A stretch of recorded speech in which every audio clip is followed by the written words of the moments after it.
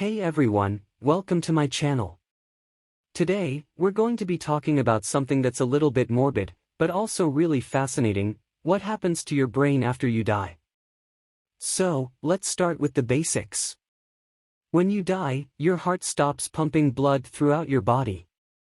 As a result, your brain is no longer receiving the oxygen and nutrients it needs to function properly. Without this oxygen, your brain cells begin to die off rapidly, and within a matter of minutes, irreversible damage can occur. However, while the brain may be rapidly deteriorating after death, there are still some really interesting things that happen during this process. For example, there have been cases of people who have reported having near-death experiences where they feel like they're floating above their bodies and can see everything that's happening around them. While these experiences are still largely unexplained, some scientists believe that they may be the result of the brain's last gasps of activity before shutting down completely. Now, it's worth noting that the idea of near-death experiences and the afterlife is highly controversial in the scientific community. Many researchers argue that these experiences are simply the result of chemical processes in the brain rather than actual consciousness. However, regardless of what you believe about the afterlife, there are some really fascinating things that happen to the brain after death that are worth exploring. For example, after death, your brain will begin to decompose along with the rest of your body. This process can take anywhere from a few weeks to a few years depending on the conditions of the environment you're in.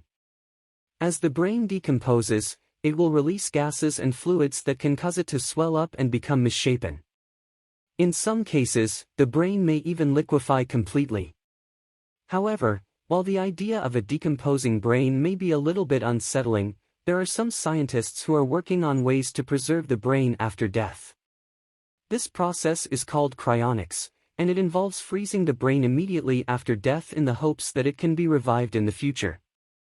While this may sound like science fiction, there are several companies that are currently offering cryonic preservation services for people who are interested in the possibility of being brought back to life someday. So, what can we take away from all of this? While the idea of death and what happens to our bodies after we die may be a little bit scary, it's also really fascinating to think about all of the different processes that are happening inside of us during this time.